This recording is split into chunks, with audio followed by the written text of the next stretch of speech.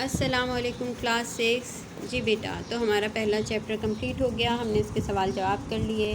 پورا کام جو ہمارا PDF میں ملا تھا وہ بچوں نے انشاءاللہ کمپلیٹ کر لیا ہوگا. امید یہی ہے کیونکہ بچے اپنے کام پہ بہت توجہ دیتے ہیں، ہمیں معلوم ہے ماشاءاللہ سے. تو آپ لوگوں نے وہ کام کمپلیٹ کر لیا ہوگا. اب ہم آتے ہیں قصہ حضرت سلیمان علیہ السلام کی طرف.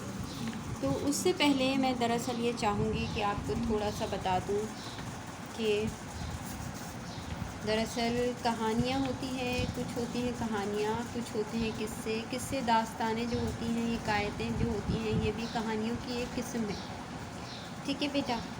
کچھ ہوتی ہیں معلوماتی کہانیاں، ٹھیک ہے. کچھ ہوتی ہیں منظوم کہانیاں، یعنی نظم کی شکل میں بھی لوگ کہانیاں لکھتے ہیں. مہماتی کہانیاں ایسی ہوتی ہیں جیسی آپ کہیں مہم سر کر رہے ہیں، کہیں کوئی ڈاکو پکڑ رہے ہیں یا کوئی چوٹی سر کر رہے ہیں. اور کچھ ہوتی ہیں لوک کہانیاں جو لوگ ایک کو سناتے ہیں، دوسروں کو سناتے ہیں، پھر آگے سے آگے یعنی ہر ایک کو یاد ہوئی بھی ہوتی ہیں، وہ اس سے آگے چلتی ہیں. اچھا، کہانی کو مختلف طریقوں سے لکھا جاتا ہے. ایک طریقہ وہ ہوتا ہے جس میں کہانی جو ہے وہ اس میں کہانی سنانے والا غائب ہوتا ہے. جیسے ہم کہہ سکتے ہیں کسی جنگل میں ایک لومڑی رہتی تھی، یا ایک دفعہ کا ذکر ہے. اس کو راوی کے ذریعے، یعنی یہ کہانی کسی راوی کے ذریعے لکھی گئی، کسی سنانے والے کے ذریعے لکھی گئی. پھر اپنی زبانی جو ہوتی ہے وہ اس میں ایسا ہوتا ہے جیسے ابھی آپ لوگوں نے ایک چیپٹر پڑھا تھا نا، میں کوڑے دان ہوں، تو وہ پھر کوڑے دان اپنی پوری کہانی سناتا ہے. یا میں ایک بیج ہوں، میں زمین کے اندر کیا کہتے ہیں بویا جاتا ہوں، اور یہ ہے وہ ہے. یا میں ایک پرندہ ہوں، میں آسمان میں اڑتا ہوں. تو یہ جو ہوتی ہیں یہ آپ بیتی یعنی زبانی کہانیاں ہوتی ہیں. پھر ہوتی ہے بزبان مصنف. تو مصنف کی زبان کے تحت بھی سنائی جاتی ہیں. جیسے کہا جاتا ہے جیسے بچوں کسی زمانے میں ایسا ہوا تھا، ویسا ہوا تھا، تم نے بازار تو دیکھے ہوں گے، یہ وہ.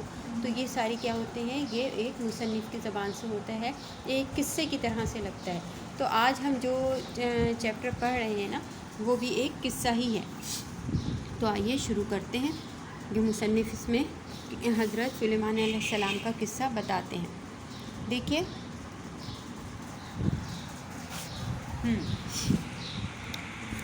اے چیونٹیوں، اپنے بلوں میں داخل ہو جاؤ. ایسا نہ ہو کہ سلیمان علیہ السلام کا لشکر تمہیں رون ڈالے، ان کو خبر تک نہ ہو. اور ایک ننھی چیونٹی نے اپنے ساتھیوں سے کہا.